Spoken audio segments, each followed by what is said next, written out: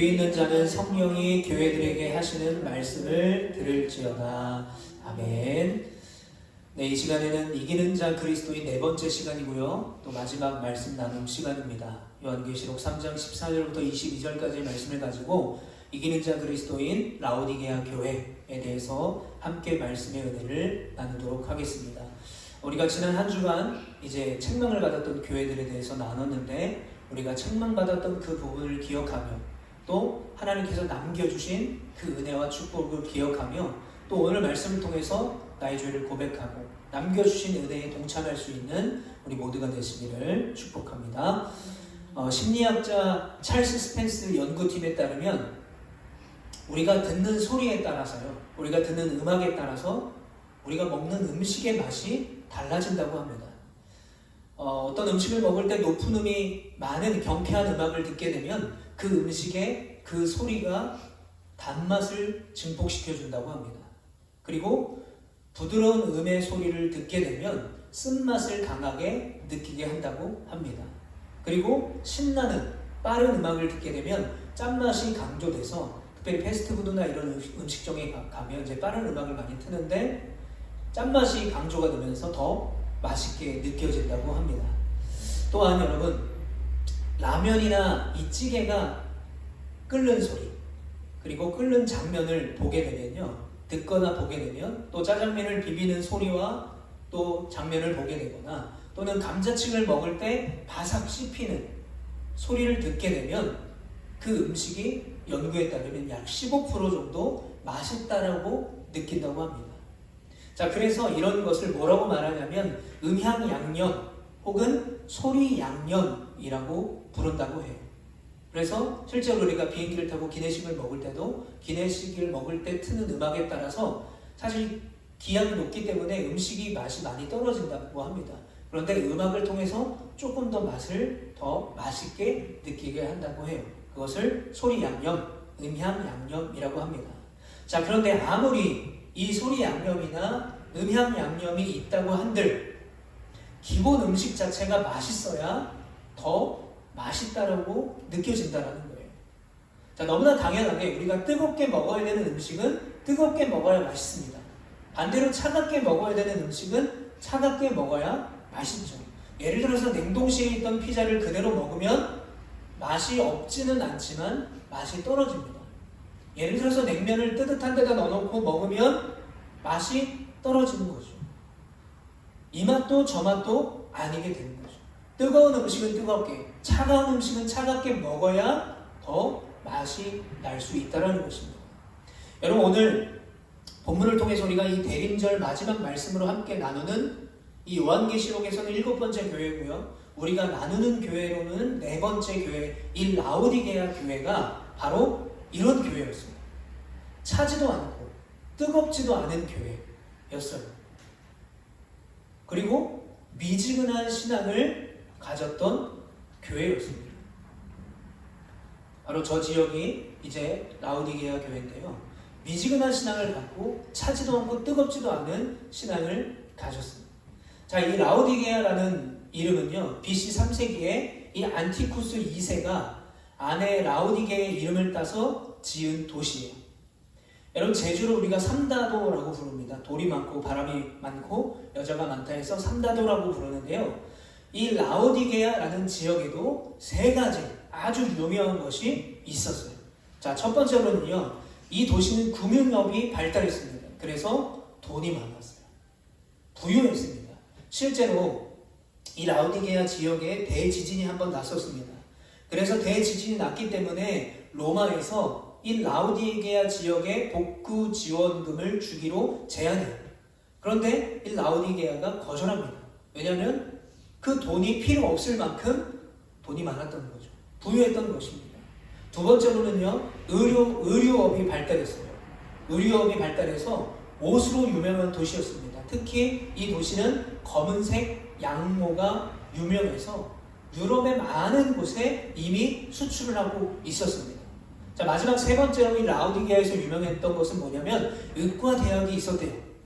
그래서 거기서 개발된, 연구된 의약품, 특히 귀에 바르는 약과 눈에 바르는 안약으로 아주 유명했다고 합니다. 자, 이렇게 세 가지, 부자이고 또 옷으로 유명하고 안양으로 유명했던 이 라오디게아 교회에게 아주 중요한 특징이 하나 있었습니다. 오늘 우리가 나누는 말씀, 그들의 신앙과 연관된 특징이 있었는데 그게 뭐냐면 물이 부족한 도시였어요. 돈도 많았고요, 옷으로 유명했고요, 안양으로 유명해서 부유한 도시였지만 물이 부족한 도시였어요. 자, 그래서 우리가 아까 잠깐 지도를 보여드렸는데 저 7번이라고 써있는 지도에 보시면 이 라오디게아의 위쪽으로는 히에라볼리라는 지역이 있고요, 그 밑에는 우리가 잘 알고 있는 골로세라는 지역이 있는데요, 이 히에라볼리는 뭐가 유명하냐? 온천이 유명해요. 그래서 뜨거운 물이 유명합니다. 그리고 골로새는 빙하, 차가운 산에서 녹은 물, 그래서 차가운 물이 유명했어요. 둘 다 물이 너무 깨끗하고 한 지역은 뜨거운 물, 한 지역은 차가운 물로 유명해서 이 물이 부족한 라오디게아가 어떻게 했는가? 파이프를 연결했어요. 저 도시로. 그래서 뜨거운 물을 파이프로 옮겨오고 차가운 물을 또 파이프로 옮겨왔던 거죠. 그런데 뭐 지금처럼 좋은 기술을 갖지 못했기 때문에 먼 거리에서 이 파이프로 물을 끌어다 쓰니까 히에라볼리에서 가지고 오는 뜨거운 물은 오다가 식어버리는 거예요. 그리고 차갑고 맑은 물은 골로새에서 오다가 미지근해지는 겁니다. 그래서 이 라오디게아에서 쓰는 모든 물은 뜨겁지도 않고 차지도 않은 미지근한 물을 사용했던 거예요. 그래서 주님은 이 라오디게아의 특징에 따라서 물이 부족하고 미지근한 물을 쓸 수밖에 없는 그들의 특징에 따라서 이렇게 말씀하고 계십니다. 우리 한번 15절과 16절 말씀 같이 읽어봅니다. 시작. 내가 내 행위를 아노니 내가 차지도 아니하고 뜨겁지도 아니하도다. 내가 차든지 뜨겁든지 하기를 원하노라. 내가 이같이 미지근하여 뜨겁지도 아니하고 차지도 아니하니 내 입에서 너를 토하여 버리리라. 아멘. 여러분 혹시 이런 적 있으십니까? 한여름에, 정말 뜨거운 여름에 목이 너무 말라서 이제 시원한 생수를 샀어요. 그러다 마셨죠. 근데 다 마시지 않고 차에다 놔뒀습니다. 근데 그 다음날 날씨가 너무 더울 때 목이 말라서 그 생수를 먹으려고 하면 어떻습니까? 미지근하죠. 정말 날씨가 더울 때는요, 이 물이요, 뜨뜻한 물이 돼요. 그러면 어떻게 합니까? 목이 말라서 먹다가 뱉어버리게 돼요. 시원하지는 않으니까. 목이 마른데 차가운 물이 아니니까 뱉어버리게 됩니다. 마찬가지입니다, 여러분. 뜨거운 것도 아니고 차가운 것도 아닌 그 애매한 상태, 즉 바른 신앙을 위한 결단을 내리지 못하며 죽도 밥도 아닌 열심이 없는 그 상태인 라오디게아 교회를 내가 토해내겠다. 열심이 없는 너희를 내가 토해내겠다. 중심이 없는 너희를 내가 토해내겠다 라고 말씀하세요. 여러분, 라오디게아 교회는 그래서 뜨겁지도 아니하고 차지도 아니한 열심이 없는 그런 교회였습니다. 제가 지난주 외래 검진차 이제 서울에 다녀왔습니다. 특별히 치과 치료도 받아야 되고요. 또 여기 뒤에 좀 뭐가 나가지고 이 외과도 가야 돼서 원래 검사는 외래 잡힌 날 외에 또 병원에 가야 돼서 며칠 갔다 왔습니다. 그래서 제가 사는 동네, 저희 부모님이 사는 동네에 이제 외과와 치과를 들리면서 길을 막 걷게 되었어요. 그런데 길 건너도 정형외과가 진짜 큰 병원이 있는 거예요. 그런데 길 또 이쪽으로 건너서 조금만 가도 그 정형외과보다 더 크고 화려한 정형외과가 또 있는 거예요. 병원이 막 뭐 산부인과, 안과, 외과, 내과 막 다 있고요. 약국이 엄청 많은 거예요. 그 수많은 병원과 약국을 이렇게 보다가 제 눈길을 끈 약국이 있었어요. 이 약국 이름이 365 땡땡땡 약국이었어요. 그런데 그 약국에 이 땡땡땡 약국이 아니라 이제 이름을 제가 안 밝히는 거죠. 365 뭐뭐뭐 약국이었는데 이 약국의 간판 쪽에 이런 글이 쓰여져 있었습니다. 이 글에 제 눈이 가게 됐는데요. 어떤 글이었냐면 이거예요. 365일 하루도 안 쉽니다. 아침 8시 반에 열어서 밤 9시까지 약국이 여는데 365일 하루도 안 쉬는 약국이래요. 그리고 또 뭐라고 써있냐면 잘 안 보이지만 2000여 가지의 약이 진열되어 있다. 마치 우리가 가는 마트처럼 약이 있어서 이 카트 같은 걸 들고 약을 쇼핑할 수 있는 곳이에요. 제가 저걸 보면서 어떤 생각을 했냐면, 야, 이 많은 병원과 이 약국에서 살아남기 위해서는 저런 열심이 필요하구나. 저런 열정이 필요하구나. 하루도 문을 닫지 않는 열정이 있어야, 그 열심이 있어야 뭔가 다른 약국하고는 달라야 생존할 수 있겠구나 라는 생각을 하게 됐습니다. 그래서 제가 저 약국을 보면서 우리의 신앙과 우리의 사역에 대한 많은 질문을 해보게 되었어요. 지금 나는 나의 삶에 대해서 얼마나 열정적으로 살고 있는가? 두 번의 신장이식을 받은 특별한 나의 삶을 살아가는데 나는 나의 삶에 대해서 얼마나 진실한가? 더 나아가 나의 신앙은 얼마나 뜨거운가? 나의 신앙은 저런 열심이 있는가? 그리고 지금 나의 열심은 어떤 열심인가? 라는 것을 생각하게 되었습니다. 여러분, 열심이 없는 교회, 뜨겁지도 않고 차지도 않은 그 라오디게아 교회에게 또 17절에 주님이 이렇게 말씀하세요. 내가 말하기를 나는 부자라 부유하여 부족한 것이 없다 하나 내 곤고한 것과 가련한 것과 가난한 것과 눈먼 것과 벌거벗은 것을 알지 못하는도다. 여러분, 라오디게아 교회는 부족한 것이 없는 교회였습니다. 돈이 많았죠. 부유했죠. 그리고 로마의 핍박이 상대적으로 다른 교회에 비해서 적었던 교회였어요. 그리고 우리가 나눴던 그동안 교회는 이단의 유혹들이 있잖아요. 아데미 신전이 있었고 니골라당의 교훈이 있었고 그런 여러 가지 유혹이 있었습니다. 그런데 라오디게아는 그런 유혹이 없었어요. 이단의 핍박과 유혹이 없었습니다. 그리고 우리가 지난주에 나눴던 사대교회 기억하시죠? 겉보기에는 아무런 문제가 없었는데 주님이 뭐라고 평가하십니까? 살았으나 죽은 교회다. 여러분, 라오디게아 교회에 핍박이 없었고요. 안정된 교회였어요. 그러다 보니까 스스로 부족한 것이 없다라고 말합니다. 그런데 주님이 보시기에는 아무것도 없는 교회다라는 거예요. 아무것도 없는 교회다. 의복으로 유명했잖아요. 의복으로 유명한 교회지만 좋은 옷을 입고 다녔지만 실상은 너희는 벌거벗은 상태다. 좋은 안약으로 유명한 교회였지만, 좋은 안약으로 유명한 곳이었지만 영적으로 맹인인 교회라고 책망하셨던 거예요. 그래서 저는 우리가 대림절 마지막에 나눈 이 라오디게아 교회를 묵상하면서 열심히라는 단어를 한번 생각해 보게 되었어요.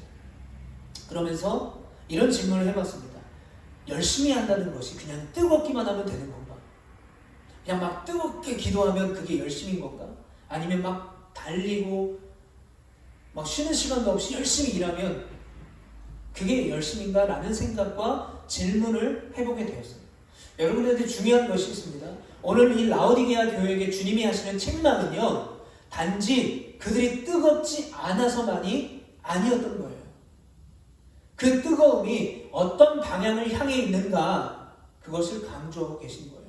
너희가 돈에, 부유함에, 너희들이 가진 것에, 평안함에는 열심이지만 예수님을 향한 열심이 없다는 것을 강조하고 계신 것입니다. 여러분, 우리도 마찬가지입니다. 치열하게 사는 인생 필요합니다. 최선을 다해서 사는 인생 중요합니다. 그러나 결국 우리가 무엇을 위해 어떤 방향으로 최선을 다하는가, 무엇을 위해 우리의 열심을 다하느냐가 더 중요하다는 것이죠. 그래서 성경에서 말하는 열심이 무엇이냐면요, 무조건 많이 하는 열심, 무조건 열심히 하는 열심이 아니에요.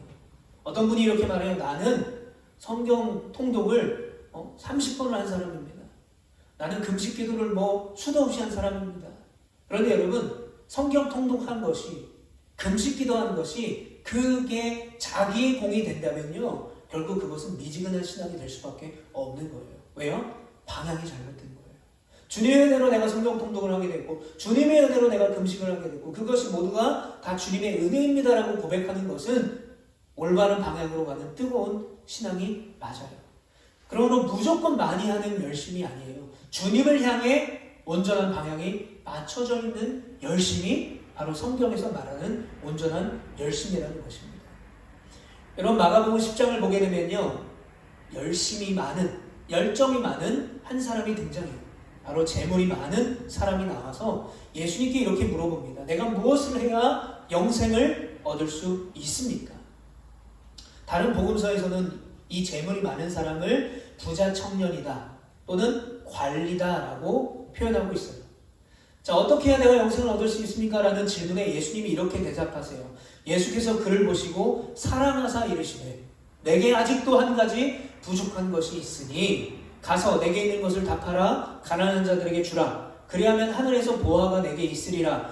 그리고 와서 나를 따르라 하시니 22절에 그 사람은 재물이 많은 고로 이 말씀으로 인하여 슬픈 기색을 띠고 근심하며 가니라.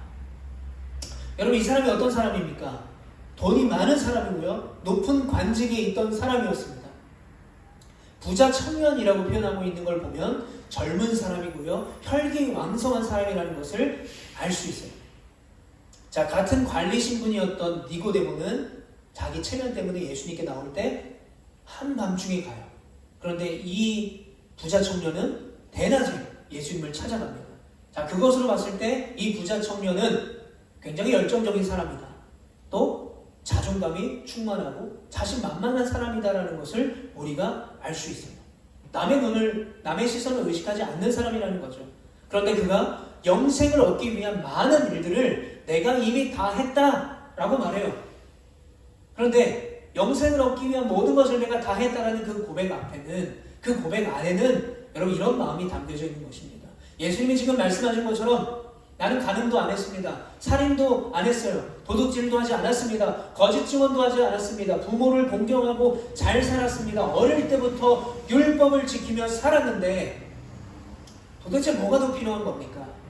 이 정도 열심과 열정과 뜨거움이면 영생 얻기에 충분한 거 아닙니까? 라는 거예요.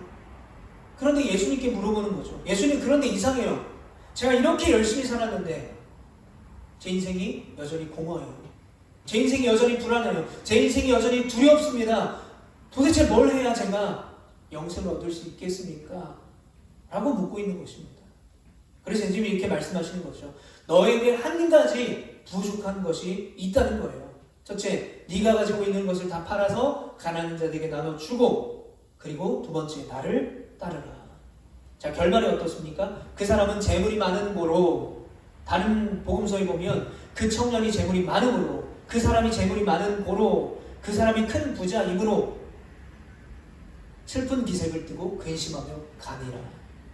영생을 얻기 위해 주님께 나왔어요. 인생의 공허함과 인생의 문제를, 불안을 해결하고자 주님께 나왔습니다. 그런데 오히려 더 슬픔을, 더 걱정을, 근심을 갖고 떠나갔던 것이죠. 왜요? 자기의 열정과 열심으로 살아온 인생이었기 때문입니다. 그런데 여러분, 우리가 이 이야기에서 절대로 오해해서는 안 되는 것이 있습니다. 첫 번째, 부자는 천국에 가지 못한다. 아닙니다. 부자도 천국에 갈 수 있어요. 두 번째, 가난한 사람을 돕기만 하면 천국에 간다, 영생을 얻는다? 아닙니다. 부자 청년이 부자여서 또는 가난한 사람을 돕지 않아서 영생을 얻지 못한 것이 아니라는 거예요. 그러면 왜 더 근심하며 영생을 얻지 못하고 떠나가느냐? 바로 주님이 원하시는 모습으로 자신을 바꾸려는 그 열심을 시도조차 하지 않았던 거예요. 할 수 없다고 포기했던 것이죠. 재산을 내려놓는 것, 가난한 사람을 그 돈으로 돕는 것, 그리고 내 관직을 내려놓고 예수님을 따라가는 것 다 못하겠다는 거예요. 한 가지 부족한 게 있어요. 다른 건 다 잘했는데 이 한 가지 부족한 것을 못하겠다는 거죠. 왜요? 그동안에 자기가 자신의 능력으로 다 했다라고 생각했기 때문에, 내 열심, 내 능력으로 충분하다고 여겼기 때문입니다. 여러분, 바로 이 부자 청년과 라오디게아 교회의 공통점은 이것입니다. 한번 따라해 볼까요? 주님을 필요로 하지 않을 만큼 스스로 충분하다고 느꼈기 때문입니다. 여러분, 이 부자 청년과 라오디게아 교회의 공통점은요, 주님을 필요로 하지 않을 만큼 충분하다고 느꼈다는 거예요. 그렇게 나 스스로가 충분하다, 부유하다, 만족하다라고 여겼던 라오디게아 교회에게 예수님께서 처방전을 내리십니다. 18절, 내가 너를 권하노니 내게서 불로 연단한 금을 사서 부유하게 하고 흰옷을 사서 입어 벌거벗은 수치를 보이지 않게 하고 안약을 사서 눈에 발라보게 하라.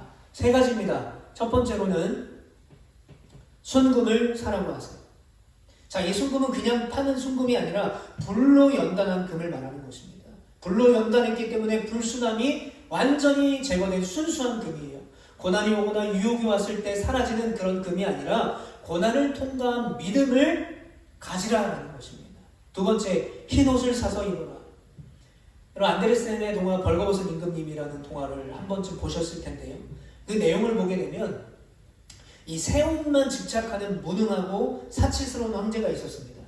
그런데 그 황제가 두 재단사에게 거액의 돈을 주고 옷을 만들어 오라고 시켰어요. 자, 그 두 재단사가 옷을 만들어 왔는데 이 옷은 멍청한 사람에게는 보이지 않는 옷감으로 만든 옷입니다 라고 말했어요. 사실 아무것도 보이지 않았지만 황제는 자신이 멍청이로 보이지 않기 위해서 그 옷을 입는 척하고 행차까지 나서요. 자, 그 왕의 행차를 보고 있는 백성들도 그 진실을 보고 있지만 자신이 멍청이로 보이지 않기 위해서 옷이 훌륭하다고 칭찬합니다. 자, 그런데 그때 한 아이가 이렇게 외치는 거죠. 임금님은 지금 아무것도 입지 않고 있어요. 임금님은 지금 벌거벗고 입고 있어요. 그런데 황제는 그 아이의 외침을 무시한 채 끝까지 행차를 했다라는 이야기입니다. 여러분 라오디게아 교회도 마찬가지였습니다. 의복으로 유명한 도시였어요. 멋진 옷을 입고 있다고 생각했지만 실상 라오디게아 교회는 벌거벗은 교회였어요. 그래서 주님이 외치고 계신 거죠. 이 아이가 외친 것처럼 임금님 당신은 벌거벗었습니다.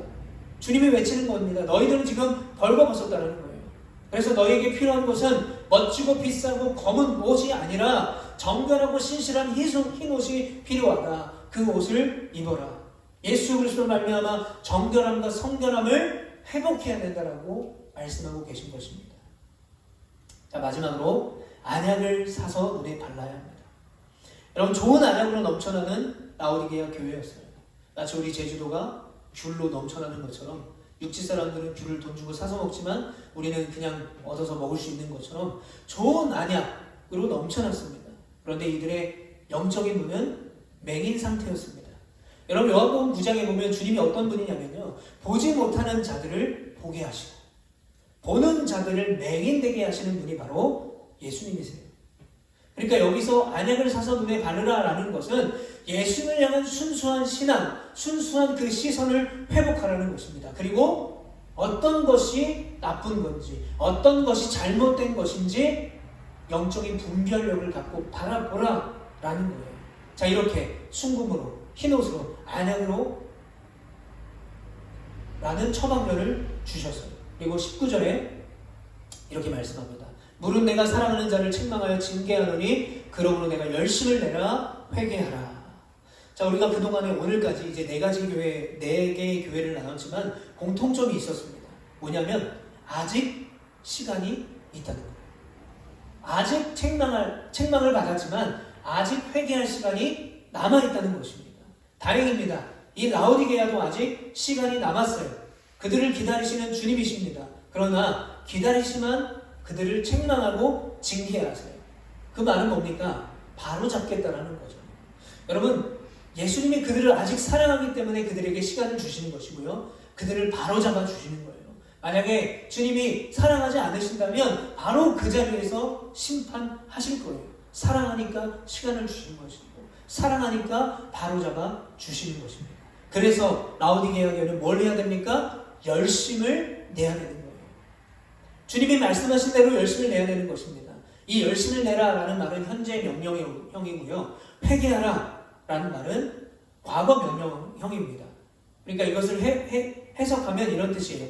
꿈을 대지 말고 속지 말고 지금 올바른 방향으로 당장 나아가라. 회개하라. 그런데 그 회개와 나아감이 지속적이어야 된다는 거예요. 그래서 그런 처방전을 주신 주님께서 이렇게 말씀하십니다. 우리 20절부터 22절 말씀 우리 함께 같이 읽어보겠습니다. 시작.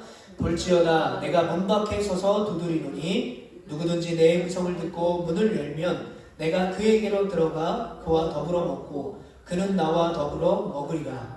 이기는 그에게는 내가 내 보좌에 함께 하여 주기를 내가 이기고 아버지 보좌에 함께 앉은 것과 같이 하리라. 귀 있는 자는 성령이 교회들에게 하시는 말씀을 들을지어다. 아멘. 라오디게아 교회를 여전히 사랑하시고 인내하시며 그들을 기다리시는 주님께서 그들에게 마지막 기회를 주셨어요. 책망하시며 징계하시는 주님께서 한 번 더 그들에게 기회를 주셨습니다. 어떻게 됩니까? 얼른 안에서 그 문을 열어야 되는 거예요. 그 문을 열고 예수님을 들어오시게 해야 합니다. 그리고 예수님의 음성을 듣고 문을 여는 사람, 바로 그 사람이 뭐예요? 이기는 그에게, 이기는 자가 된다는 것입니다. 여러분, 우리가 지금까지 4개의 교회를 나눴지만 이긴다라는 것은 어떤 의미일까요? 이긴다. 먼저 이긴다는 것은 싸움이 존재한다는 것입니다. 싸움이 있어야 이기고 지는 것이죠.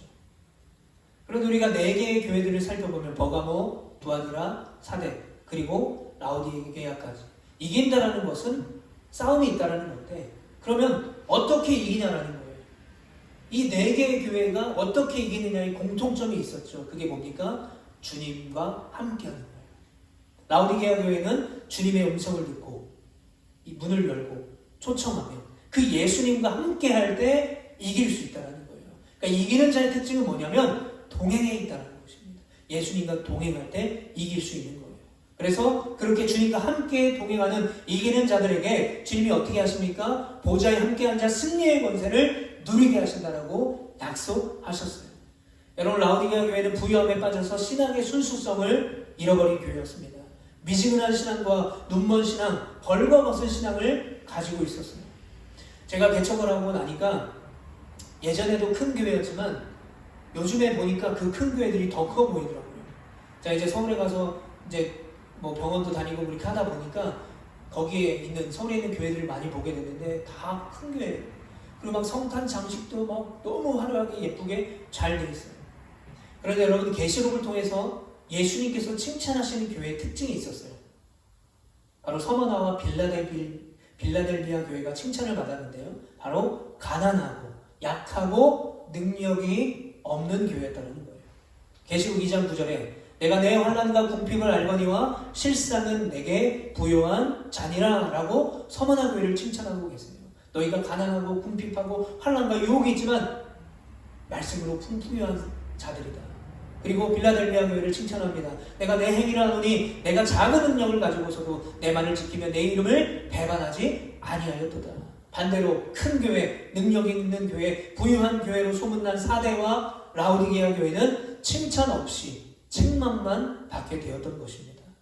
그러나 여러분, 무조건 크다고 책망받았고 무조건 작다고 칭찬받은 것은 아니에요. 여기에는 기준이 분명합니다. 바로 예수님이 그들과 함께 동행하는가, 그 교회 안에 성령의 인도하심이 있는가. 여러분, 우리가 살아가고 있는 지금 이 시대도 마찬가지입니다. 큰 교회라고 해서 무조건 나쁘지 않습니다. 또 작은 교회라고, 개척교회라고 무조건 훌륭한 교회도 아니에요. 어떤 교회가 훌륭한 교회입니까? 교회 본질을 지켜내고 복음의 순수한 믿음과 신실함으로 교회다운 교회가 될 때, 성도다운 성도가 될 때, 예배다운 예배가 될 때 그 교회가 훌륭한 교회라는 것입니다. 우리 제주로와 교회가 바로 그런 교회가 되기를 간절히 축복합니다. 이제 말씀을 정리하도록 하겠습니다. 오늘 우리는 대림절 마지막 주일을 보내고 있고요. 또 요한계시록의 7교회 마지막 교회인 이 라오디게아 교회의 말씀의 은혜를 나눴습니다. 여러분, 대림절은요, 오실 주님을 기다리는 절기예요. 그러나 라오디게아 교회는 주님을 기다리는 교회가 아니라 주님을 문 밖에 세우는 교회였어요. 주님은 이미 오셨지만 그들은 너무 바빴습니다. 안정되어 있었고 자신의 삶에 만족했고 잘 살고 있다고 생각했기 때문에, 우리에게는 아무런 문제가 없다고 생각했기 때문에 그 교회 안에 주님이 계시지 않는데도 깨닫지 못했던 것입니다. 여러분, 지금이라고 그런 교회가 없겠습니까? 행사가 많고 재정이 많고 화려하고 온갖 예배가 많고, 그렇지만 정작 그 안에 예수님은 계시지 않는, 예수님은 문 밖에 서 계신 교회가 있지 않겠습니까? 그런 심령이 있지 않겠습니까? 여러분, 그래서 저는 여러분들에게 이렇게 질문 드리고 싶습니다. 이 질문은 저에게도 하고 있는 질문입니다. 지금 우리는 무엇을 기다리고 있습니까? 더 안정된 삶을 기다립니까? 더 풍족한 삶을 기다리고 있습니까? 더 큰 교회를 바라보고 있습니까? 아니면 더 세상이 인정하는 교회를 기다리고 바라보고 있습니까? 그런데 중요한 것은 교회가 기다려야 될 분은 오직 한 분, 예수 그리스도라는 사실을 믿는 여러분 되시기를 축복합니다. 바로 그 주님이 계신 교회는, 그 주님이 동행하는 교회는요, 작아도 부유한 교회예요. 그 그 주님이 동행하는 교회, 예배, 주님이 함께 하시는 예배는 수많은 악기가 있지 않아도, 유명한 밴드팀이 있지 않아도, 유명한 설교자가 있지 않아도, 수많은 사람들이 모여있지 않아도, 환영하지 않아도 그 예배가 하늘이 열리는 예배, 은혜가 있는 예배인 줄 믿습니다. 여러분, 우리의 예배가, 또 우리 교회가, 우리 가정이 그런 교회, 그런 예배, 그런 가정이 되기를 축복합니다. 그래서 이 시간 우리가 성탄을 앞두고 있는 이때, 그리고 대림절 마지막 주를 보내고 있는 이때, 우리는 다시 한번 우리의 신앙의 중심에 주님을 모셔드려야 할 것입니다. 우리의 닫힌 문을 열고 그분과 함께 먹고 함께 울고 함께 걸어가는 그 동행의 신앙으로 돌아가는 우리 모두가 되시기를 축복합니다. 그럴 때 우리의 교회가, 우리의 가정이, 우리의 인생이 미지근함을 넘어서 주님으로 뜨거워지는 은혜의 자리가 될 줄 믿습니다. 그래서 이기는 그리스도인, 이기는 교회, 이기는 가정, 이기는 내가 되시기를 간절히 축복합니다.